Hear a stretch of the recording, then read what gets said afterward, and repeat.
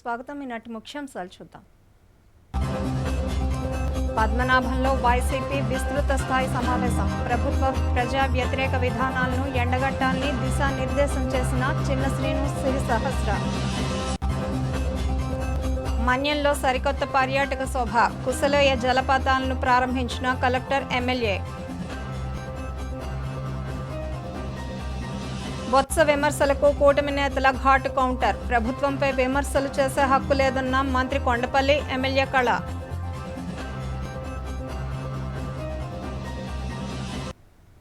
YSR Congress party శ్రేణులు ప్రజల పక్షాన నిలబడి కూటమి ప్రభుత్వ వైఫల్యాలను ఎండగట్టాలని భీమిలి నియోజకవర్గ సమన్వయకర్త మజ్జి శ్రీనివాసరావు పిలుపునిచ్చారు. గురువారం విశాఖ జిల్లా పద్మనాభం మండల పార్టీ అధ్యక్షుడు కోరాడ లక్ష్మణ్ అధ్యక్షతన మండల స్థాయి పార్టీ సంస్థాగత నిర్మాణ విస్తృత స్థాయి సమావేశం అత్యంత ఉత్సాహభరితంగా నిర్వహించారు. ఈ కార్యక్రమానికి ముఖ్య అతిథులుగా విజయనగరం జిల్లా పరిషత్ చైర్మన్ చిన్న శ్రీను, రీజనల్ కోఆర్డినేటర్ కురసాల కన్నబాబు, విశాఖ జిల్లా అధ్యక్షులు కెకే రాజు, యువనేత మజ్జి సిరి సహస్ర తదితరులు హాజరయ్యారు. ఈ సందర్భంగా చిన్న శ్రీను మాట్లాడుతూ ప్రస్తుత కూటమి ప్రభుత్వం ఎన్నికల సమయంలో ఇచ్చిన హామీలను నెరవేర్చడంలో పూర్తిగా విఫలమైందని విమర్శించారు. ప్రభుత్వం అనుసరిస్తున్న ప్రజా వ్యతిరేక విధానాల వల్ల సామాన్య ప్రజలు అనేక ఇబ్బందులు పడుతున్నారని, ఇలాంటి సమయంలో కార్యకర్తలు ప్రజలకు అండగా నిలవాలని ఆయన సూచించారు. పార్టీ సంస్థాగత నిర్మాణాన్ని గ్రామ స్థాయి నుండి మరింత బలోపేతం చేయాలని, ప్రతి కార్యకర్త ఒక సైనికుడిలా పనిచేసి ప్రభుత్వ వైఫల్యాలను ప్రజల్లోకి తీసుకువెళ్లాలని దిశానిర్దేశం చేశారు. వైఎస్ఆర్ కాంగ్రెస్ పార్టీ ఎల్లప్పుడూ ప్రజాపక్షమేనని, ప్రజల సమస్యలపై రాజీ లేని పోరాటం చేస్తామని స్పష్టం చేశారు.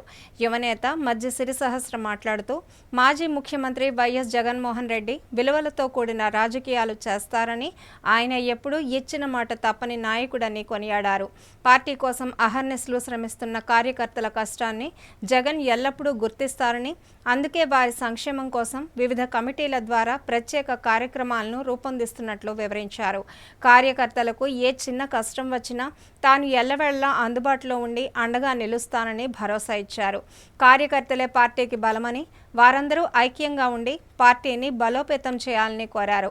రాబోయే ఎన్నికల్లో వైఎస్ జగన్మోహన్ రెడ్డిని మళ్లీ ముఖ్యమంత్రి పీఠంపై చూడడమే మనందరి లక్ష్యం కావాలని, ఆ దిశగా ప్రతి ఒక్కరూ కష్టపడి పనిచేయాలని పిలుపునిచ్చారు. ఈ సమావేశంలో ఉత్తరాంధ్ర జోన్ 1 కోఆర్డినేటర్ హర్షవర్ధన్ రెడ్డి, మాజీ MLA Tainala Vinay Kumar, Visakha vice ZP chairman Sunkara Giribabu, ఇతర నాయకులు, కార్యకర్తలు, అభిమానులు పాల్గొన్నారు. మన ప్రభుత్వంలో ఉన్నప్పటికీ కార్యకర్తల్ని సరిగ్గా చూసుకోలేదు అని, కానీ నేను మీ బిడ్డగా హామీ ఇస్తున్నాను, జగనన్న మాట ఇచ్చాడంటే మాట తప్పని నేత. దానికి నిరసనమే ఈరోజు కార్యకర్తలు గత 5 సంవత్సరాలు పడిన బాధని జగనన్న గుర్తించి కమిటీలు అన్న ఒక పేరుతో ప్రతి ఒక్క కార్యకర్తకి గుర్తింపుగా ఉండేటట్టు ఒక ఐడి కార్డుని ఇవ్వబోతున్నారు.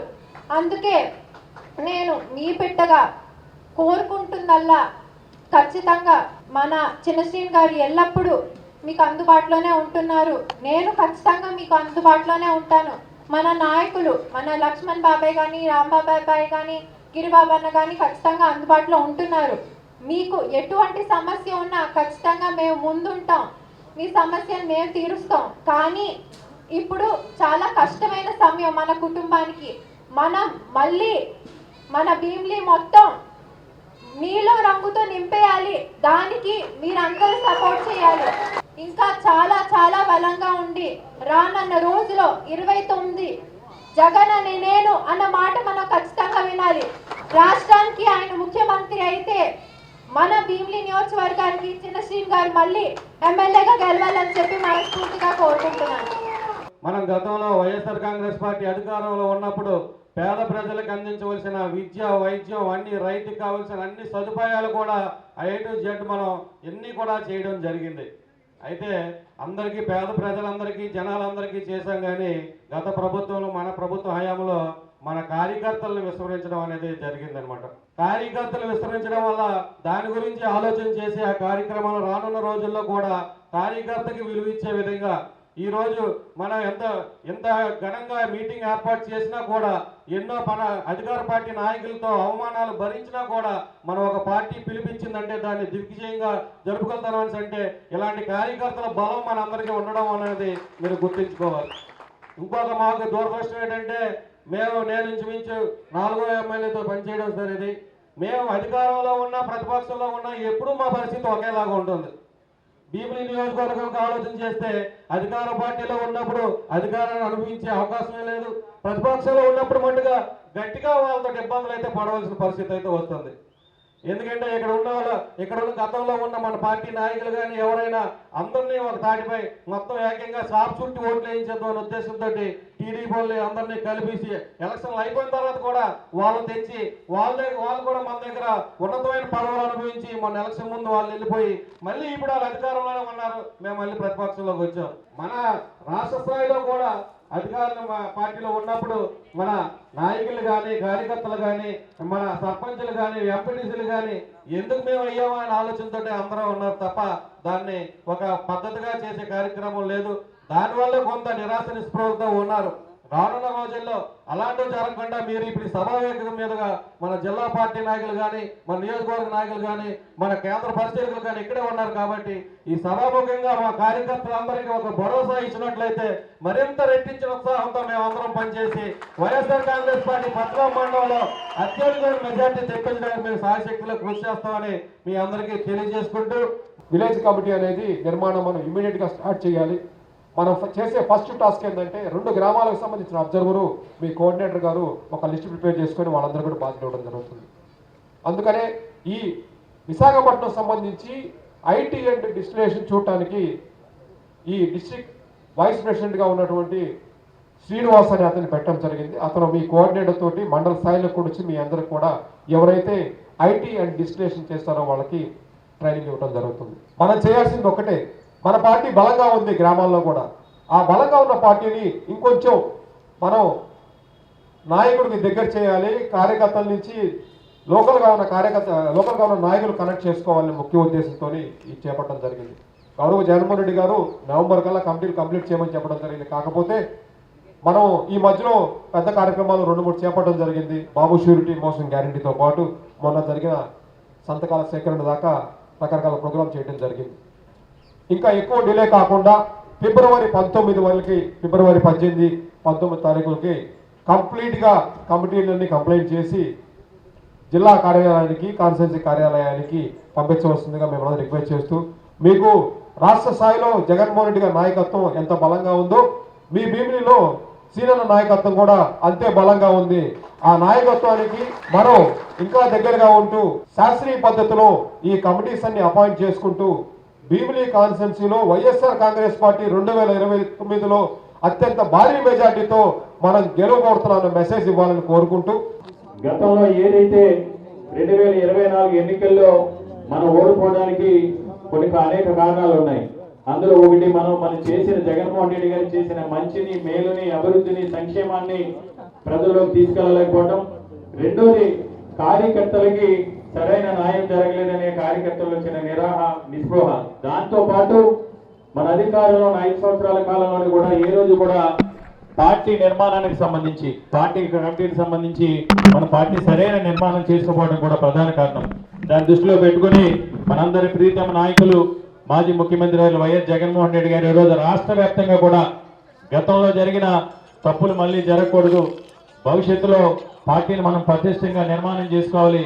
పార్టీని పటిష్టంగా నిర్మాణం చేసుకోవడంతో పాటు ఎవరైతే ఈ రోజు కష్టకాలంలో పార్టీకి అండగా నిలబడి పార్టీ మండలాధ్యక్షులుగా, గ్రామాధ్యక్షులుగా, అనుబంధ సంఘాల అధ్యక్షులుగా నియమితుల పార్టీ కోసం కష్టపడ్డారో రాబో రోజుల్లో మళ్ళీ వైఎస్ఆర్ కాంగ్రెస్ పార్టీ ప్రభుత్వం అధికారంలోకి వచ్చిన తర్వాత ప్రతి కార్యక్రమాన్ని కూడా గతంలో మాదిరి కాకుండా ప్రతి కార్యక్రమాన్ని కూడా పార్టీ కార్యకర్తల ద్వారా, పార్టీ నాయకుల ద్వారా మాత్రమే ప్రజలకు మేలు చేసి వారికి సరైన గుర్తింపుని, గౌరవాన్ని తీసుకురావాలనే ఉద్దేశంతో ఈ రోజు పార్టీ నిర్మాణాన్ని చేపట్టడం జరిగింది. జగన్మోహన్ రెడ్డి గారు అంటే మాటల్లో కాదు చేతల్లో చూపించే నాయకుడని ఈ కూటమి ప్రభుత్వం వచ్చిన తర్వాత మళ్ళీ ప్రజలందరూ కూడా చర్చించుకునే విధంగా ఈరోజు జగన్మోహన్ రెడ్డి గారు మనకు ఆ ధైర్యాన్ని కూడా ఇచ్చారు. కాబట్టి ఇక్కడ ఉన్న మండల నాయకులకి అందరూ కూడా మరొకసారి ధన్యవాదాలు తెలియజేసుకుంటూ పార్టీ నిర్మాణాన్ని పరిశుభ్రంగా చేసుకుని తద్వారా చంద్రశ్రేణి గారిని ఏదైతే మొన్న ఇందాక మెజార్టీల గురించి మాట్లాడారో ఆ మెజార్టీని తిరగబడి అంతకు మించిన 1,00,000 మెజార్టీతో చంద్రశ్రేణి గారిని గెలిపించుకునే విధంగా కమిటీ నిర్మాణం సాగాలని మిమ్మల్ని అందరినీ కూడా విజ్ఞప్తి చేస్తూ ఏ రకంగా పరిపాలన చేయాలన్న ఆ పరిపాలనకి సంస్థాగతంగా వైఎస్ఆర్ పార్టీ కార్యకర్తలు అనేవాళ్ళు బలోపేతం అవ్వాలి. ప్రతి గ్రామ స్థాయిని కూడా ఒక కమిటీల పరంగా వేసుకొని పునర్నిర్మించుకోవాలి. గత 5 సంవత్సరాల్లో మనం ఎంతో మంచి పరిపాలన చేసిన గౌరవనీయులు వైఎస్ఆర్ పార్టీ జాతీయ అధ్యక్షులు మాజీ ముఖ్యమంత్రి జగన్మోహన్ రెడ్డి గారి నాయకత్వంలో 2019-24 సంవత్సరంలో 5 సంవత్సరాల్లో అనేకమైన కార్యక్రమాలు చేసుకున్నాం.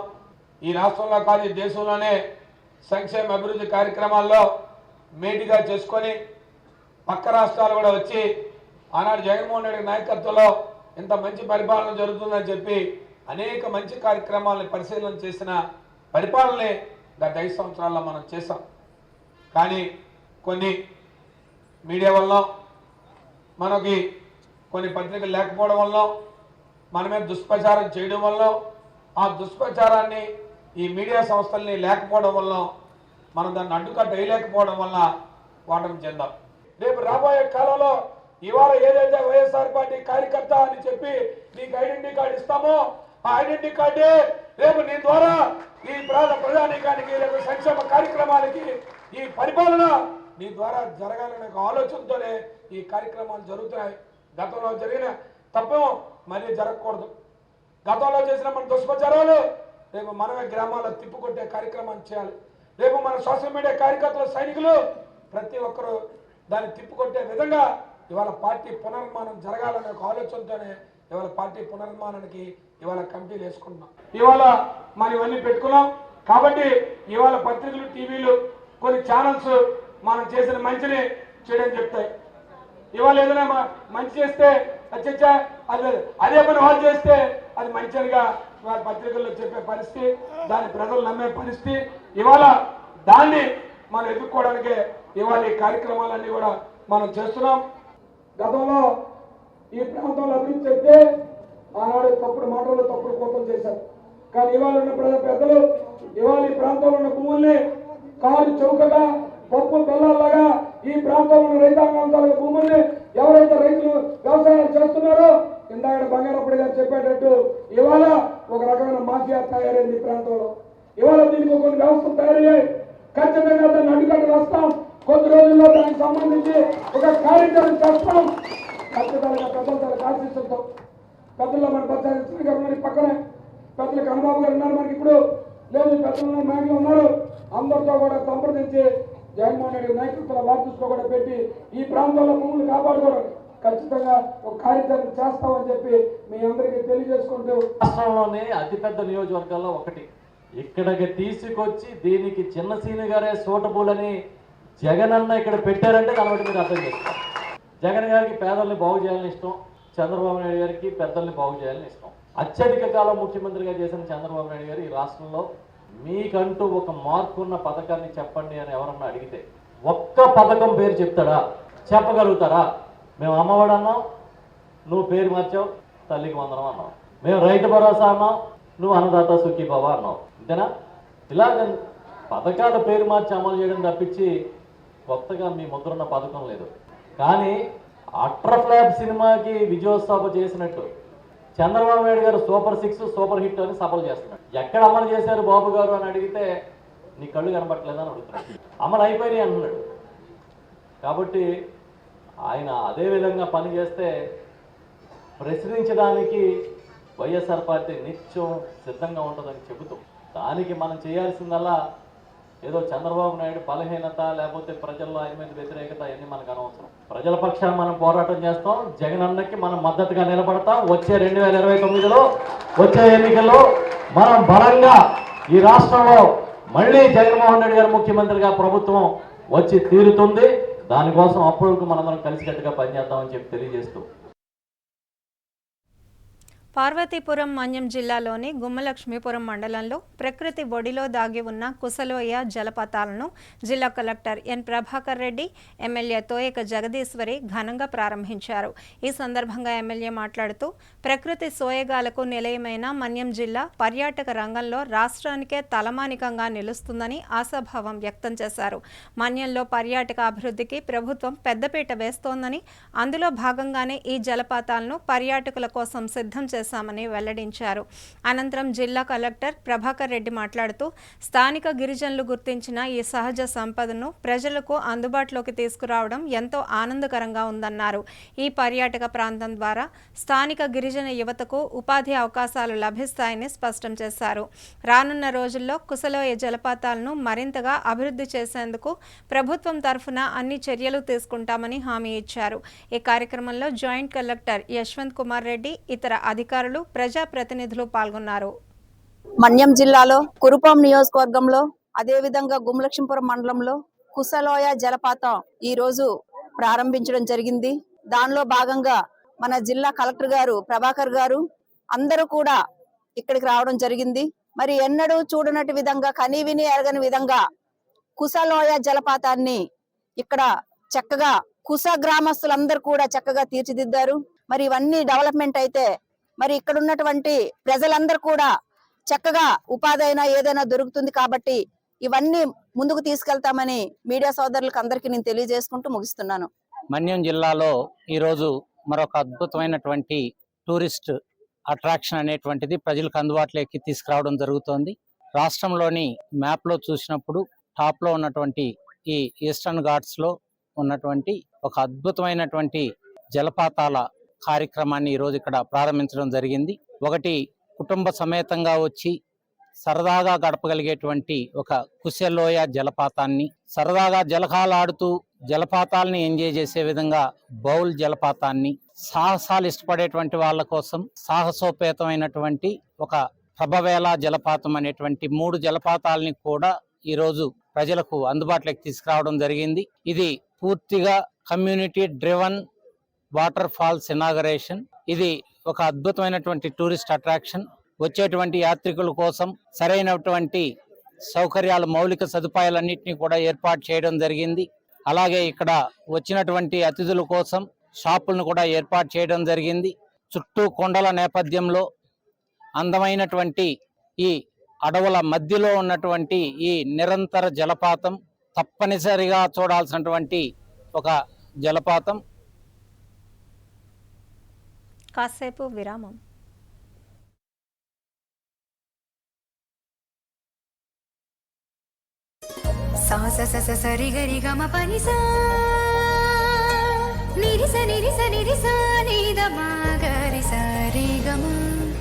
అమ్మాయికి తన సొగసే ఆనందం, మన మనసే దోచేనే తన అందం, అందానికి ప్రతిరూపం ఆభరణం,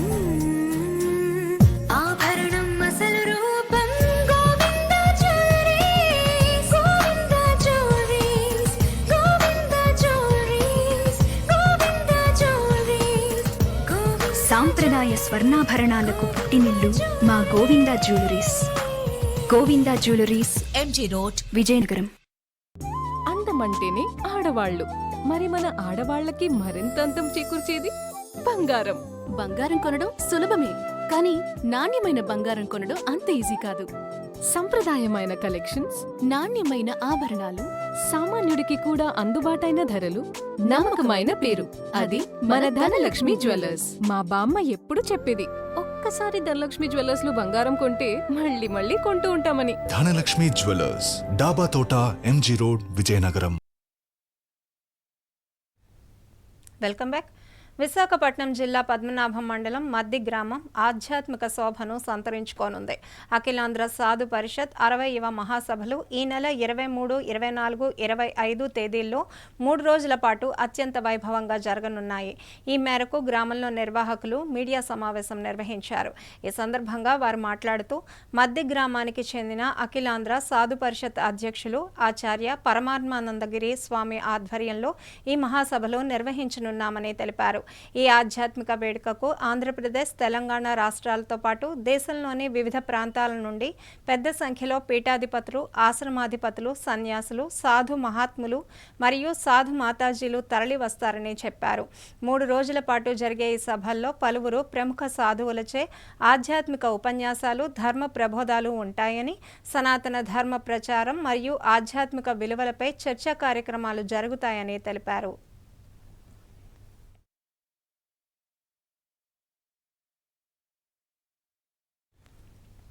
పార్వతీపురం మండలంలో గజరాజులు మరోసారి బీభత్సం సృష్టించాయి. గత 3 రోజులుగా జంతికొండ పరిసర ప్రాంతాల్లోనే తిష్టవేసిన 8 ఏనుగుల గుంపు ఒక్కసారిగా గోచెక్క, జమదాల పంచాయతీల పరిధిలోని ముంగిన వలస గిరిజన గ్రామంపై విరుచుకుపడ్డాయి. ఏనుగుల రాకతో ఒక్కసారిగా ఆ ప్రాంతమంతా భీతావహ వాతావరణం నెలకొంది. ముఖ్యంగా వ్యవసాయ క్షేత్రాల వద్ద రైతులు సేద తీరడానికి నిర్మించుకున్న పూరి గుడిసెలను గజరాజులు ధ్వంసం చేసి నేలమట్టం చేశాయి. అక్కడితో ఆగకుండా గిరిజనులు సాగు చేస్తున్న అంతర పంటలను సైతం తొక్కి నుజ్జు చేశాయి. ఆరుగాలం కష్టపడి సాగు చేసిన పంట చేతికి వచ్చే సమయంలో ఇలా ఏనుగుల దాడి జరగడంతో గిరిజన రైతులు కన్నీరు మున్నీరవుతున్నారు. వ్యవసాయమే జీవనాధారంగా బతుకుతున్న తమకు ఈ నష్టం తీరని శోకాన్ని మిగిల్చిందని, ఇప్పటికే అప్పుల ఊబిలో ఉన్న తాము ఈ ఘటనతో మరింత కృంగిపోయామని బాధితులు ఆవేదన వ్యక్తం చేస్తున్నారు.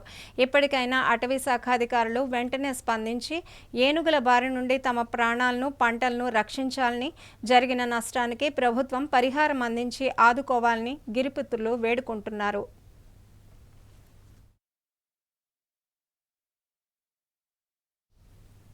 విజయనగరం జిల్లా గంట్యాడ మండలం రావివలస గ్రామంలో రాష్ట్ర మంత్రి కొండపల్లి శ్రీనివాస్ పలు అభివృద్ధి పనులకు శ్రీకారం చుట్టారు. సుమారు 1,50,00,000 రూపాయల భారీ వ్యయంతో నిర్మించనున్న బీటీ రోడ్డు నిర్మాణ పనులకు ఆయన గురువారం ఘనంగా శంకుస్థాపన చేశారు. ఈ సందర్భంగా ఏర్పాటు చేసిన సమావేశంలో మంత్రి మాట్లాడుతూ గ్రామీణ ప్రాంతాల్లో మౌలిక సదుపాయాల కల్పనే ధ్యేయంగా ప్రభుత్వం ముందుకు సాగుతోందని, ప్రజల రవాణా కష్టాలను తీర్చేందుకు నాణ్యమైన రహదారుల నిర్మాణానికి ప్రాధాన్యత ఇస్తున్నామని పేర్కొన్నారు.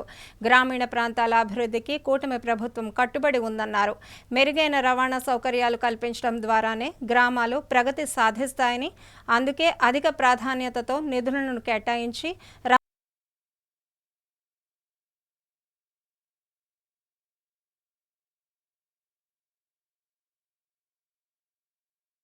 కూటమి నాయకులు, కార్యకర్తలు, గ్రామస్తులు పాల్గొన్నారు.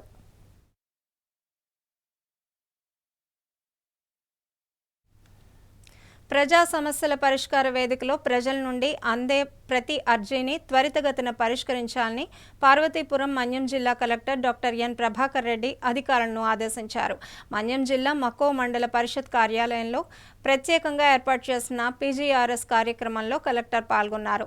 ఈ సందర్భంగా joint collector C Yashwant Kumar Reddy, sub collector R వైశాలితో కలిసి ఆయన స్వయంగా అర్జీదారుల నుంచి వినతులను స్వీకరించారు. మక్కో మండల వ్యాప్తంగా తరలివచ్చిన సుమారు 83 మంది బాధితులతో కలెక్టర్ నేరుగా మాట్లాడి వారి సమస్యలను అడిగి తెలుసుకున్నారు. ఈ సందర్భంగా అధికారులను ఉద్దేశించి మాట్లాడిన కలెక్టర్ సమస్యల పరిష్కారంలో అర్జీదారుల సంతృప్తే కొలమానంగా పనిచేయాలని స్పష్టం చేశారు. ప్రభుత్వం ప్రతిష్టాత్మకంగా చేపడుతున్న ఈ కార్యక్రమంలో ఎటువంటి నిర్లక్ష్యం వహించినా సహించేది లేదని, విధుల్లో అలసత్వం ప్రదర్శించే అధికారులపై కఠిన చర్యలు తీసుకుంటామని హెచ్చరించారు. క్షేత్రస్థాయిలో ఉన్న సమస్యలను ఎప్పటికప్పుడు పరిష్కరిస్తూ ప్రజలకు పాలనను చేరువ చేయాలని కలెక్టర్ అధికారులకు దిశానిర్దేశం చేశారు. ఈ కార్యక్రమంలో వివిధ శాఖాధికారులు, సిబ్బంది పాల్గొన్నారు.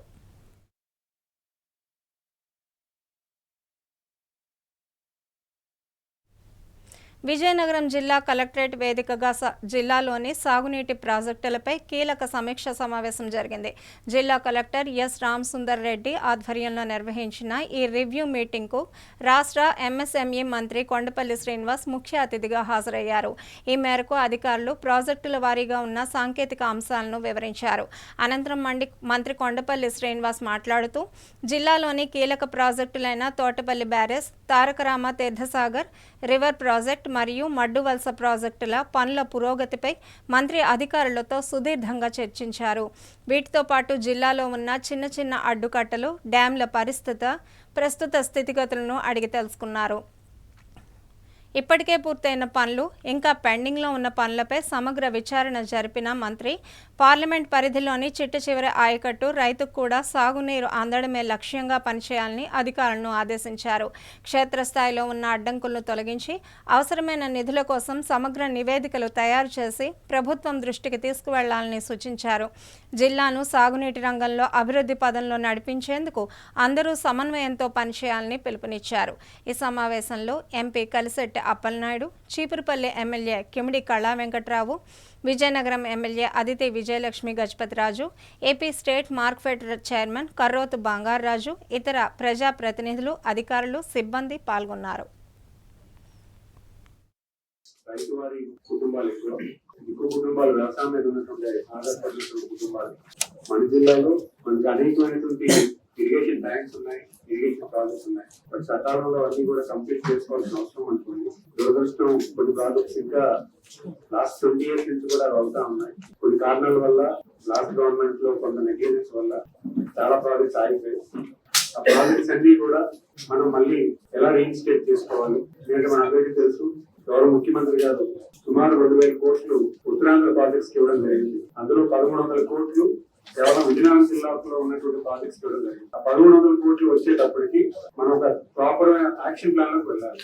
మనం ఏ ప్రాజెక్ట్స్ ఎస్టిమేట్ చేసి పంపించాం, ప్రధానంగా ఉన్నటువంటి ప్రయారిటీ ఏంటి, మనం ఏదైతే 1,300 కోట్ల 4 ప్రాజెక్ట్స్ ఇవ్వడం జరిగింది. తోటపల్లి రైట్ బ్రాంచ్ కెనాల్, ఆ రైట్ కెనాల్ లో ఉన్నటువంటి 80,000 ఎకరాలకి సాగునీరు అందించడానికి, తారగ్రామ ప్రాజెక్ట్ కి కంప్లీషన్ చేయడానికి, గడిపినానం బ్రాంచ్ కెనాల్ కి, అలాగే గడిగడ్డ లింక్ ప్రాజెక్ట్ కి, ఈ 4 ప్రాజెక్ట్స్ కి కూడా పూర్వోదయ స్కీమ్ లో 1,100 కోట్లకి శాంక్షన్ చేయడానికి కార్యాచరణ. నెంబర్ 2, ఏవైతే సమస్యలు ఏమైనా ఉంటే అంటే ల్యాండ్ ఇష్యూస్ కానీ, ఎక్విజిషన్ ఇష్యూస్ కానీ, కన్స్ట్రక్షన్ చేసినప్పుడు కానీ మీకు ఏమైనా ఇష్యూస్ వస్తే లోకల్ రిప్రజెంటేషన్స్ కలెక్టర్ గారి దృష్టిలో పెట్టండి.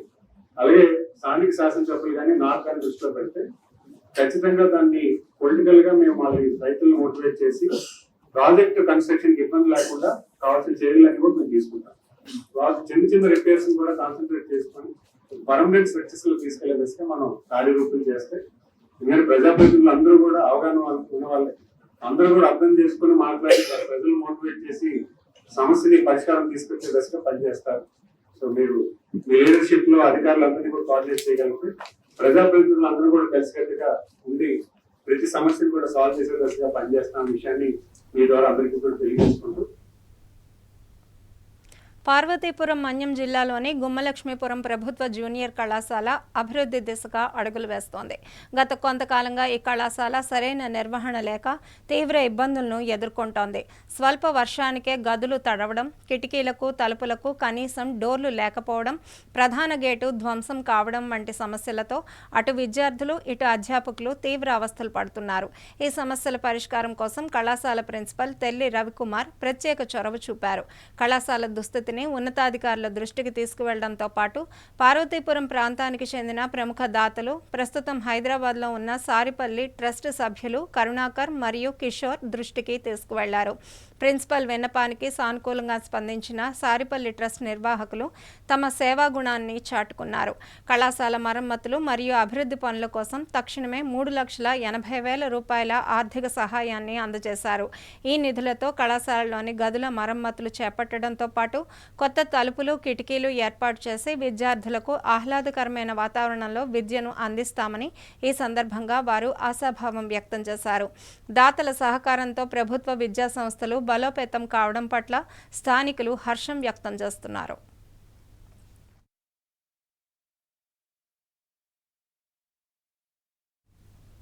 గత వైసీపీ హయాంలో జరిగిన తప్పులను ఇప్పుడు కూటమి ప్రభుత్వంపై రుద్దడం సరికాదని, బొత్స సత్యనారాయణకు ప్రభుత్వంపై విమర్శలు చేసే హక్కు లేదని మంత్రి కొండపల్లి శ్రీనివాస్, చీపురుపల్లి ఎమ్మెల్యే కళా వెంకట్రావు మండిపడ్డారు. ఈ మేరకు గురువారం విజయనగరం లోని కలెక్టరేట్లో మీడియా సమావేశం నిర్వహించారు. ఈ సందర్భంగా ఎమ్మెల్యే కిమిడి కళా వెంకట్రావు మాట్లాడుతూ సంబంధం లేని విషయాలను ముడిపెడుతూ బొత్స మాట్లాడడం హాస్యాస్పదంగా ఉందని, ఆయన మాటలకు అర్థం పరమార్థం ఉండదని ఎద్దేవా చేశారు. గత ప్రభుత్వ పాత వాసనలు ఇంకా ఆయనలో పోలేదని విమర్శించారు. ముఖ్యంగా ఉపాధి హామీ పథకంలో అక్రమాలు జరుగుతున్నాయని బొత్స అనడాన్ని తప్పుపడుతూ గతంలో ఫీల్డ్ అసిస్టెంట్లను నియమించి అక్రమాలకు పాల్పడింది మీరు కాదా అని ప్రశ్నించారు. ప్రస్తుతం ఉపాధి కూలీల డబ్బులు నేరుగా వారి బ్యాంకు ఖాతాల్లోనే జమ అవుతున్నాయని, దబాయింపు రాజకీయాలు చేస్తూ ఇతరులపై నిందలు వేయడం బొత్సకు అలవాటుగా మారిందని ఆగ్రహం వ్యక్తం చేశారు. అనంతరం మంత్రి కొండపల్లి శ్రీనివాస్ మాట్లాడుతూ బొత్స సత్యనారాయణ చేసిన వ్యాఖ్యలను తీవ్రంగా ఖండిస్తున్నట్లు తెలిపారు. ఉపాధి హామీ పథకంలో ఎక్కడా నిధుల దుర్వినియోగం జరగలేదని, అంతా పారదర్శకంగా సాగుతోందని స్పష్టం చేశారు. తమ ప్రభుత్వం అధికారంలోకి వచ్చిన తర్వాత 600 కోట్లు మంజూరు చేసి ఇప్పటికే 250 కోట్లతో వివిధ అభివృద్ధి పనులు కార్యక్రమాలు చేపట్టినట్లు వెల్లడించారు. గత ప్రభుత్వ హయాంలో అన్యాయంగా 10 లక్షల పెన్షన్లను తొలగించారని దుయ్యబట్టారు. అలాగే రాష్ట్ర చరిత్రలో వోక్స్ వ్యాగన్ కుంభకోణం పాపం ఎవరిదని నిలదీశారు. ఈ సమావేశంలో కూటమి నాయకులు, కార్యకర్తలు పాల్గొన్నారు. ఎన్ఆర్ఈజీఎస్ వర్క్స్ గురించి council opposition leader Botsa Satyanarayana గారు మాట్లాడుతున్నారు. అయ్యా ఫింగర్స్ వేలుముద్ర వేసేసారు, డబ్బులు తీసేస్తున్నారు. ఈ గవర్నమెంట్ టైంలో ఎవరు అని అంటే కింద నుండే ఫీల్డ్ అసిస్టెంట్లు అందరూ నువ్వు వేసిన వాళ్ళేనయ్యా. ఈ జిల్లాలో 175% నువ్వు వేసినటువంటి వాళ్ళు. ఆ వేలుముద్ర వేసుకొని తీసుకునే రోజులు పాత రోజులు, మీ రోజులు అవి. ఇప్పుడు వేలుముద్రకు వచ్చేది లేదు. ఇప్పుడు ఎవరైతే ఫీల్డ్లోకి వెళ్తున్నారో వాళ్ళని బుక్ చేస్తే గవర్నమెంట్ ఆఫ్ ఇండియా నుంచి డైరెక్ట్గా పోస్ట్ ఆఫీస్కో బ్యాంక్కో చెక్ వచ్చేస్తుంది. ఇప్పుడు వేలుముద్ర అనేది లేదు. మీరు ఆ పాత వాసనలతో పాత పద్ధతిలో ఇంకా ఆ విధంగా ఉందని అనుకుంటున్నారు. ఆ విధంగా లేదు.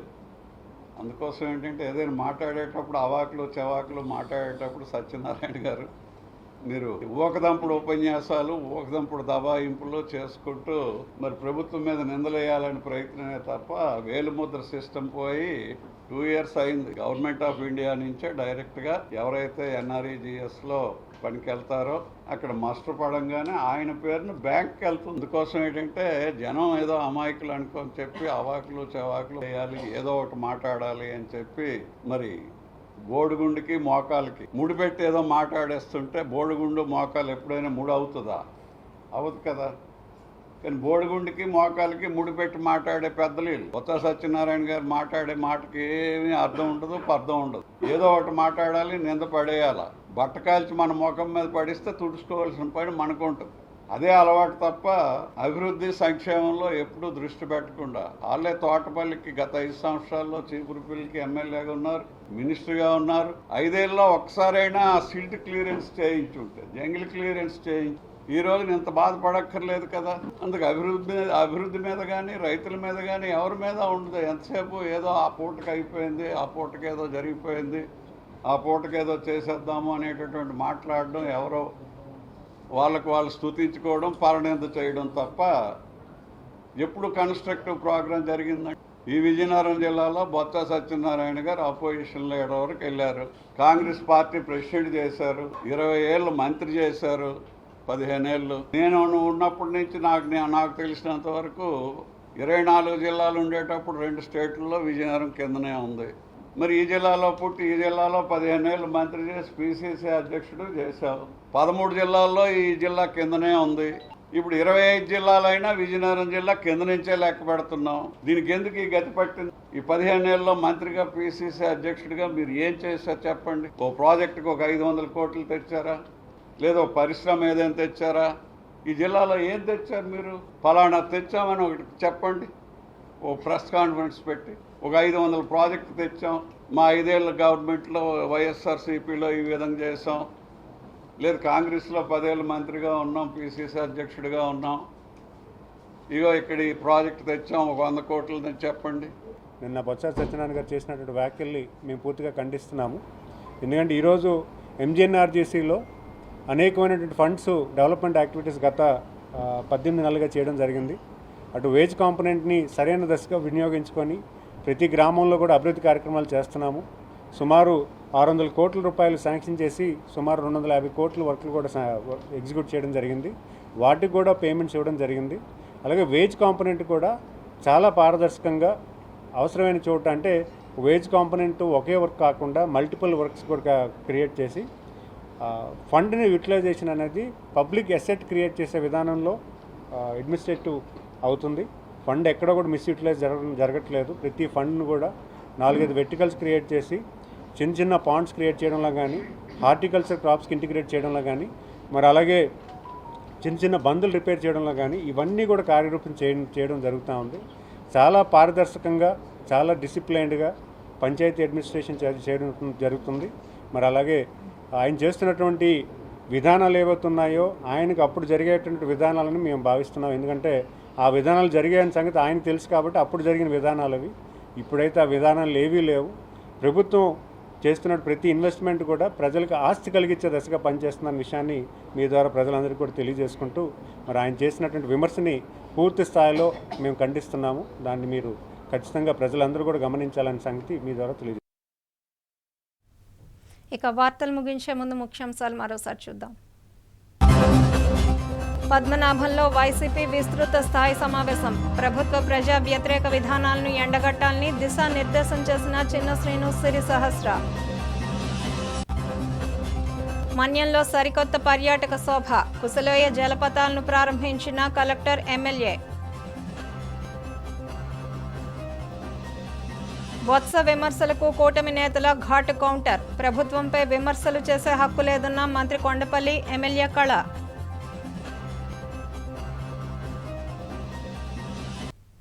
వార్తలు సమాప్తం. చూస్తూనే ఉండండి ఎంఎం న్యూస్.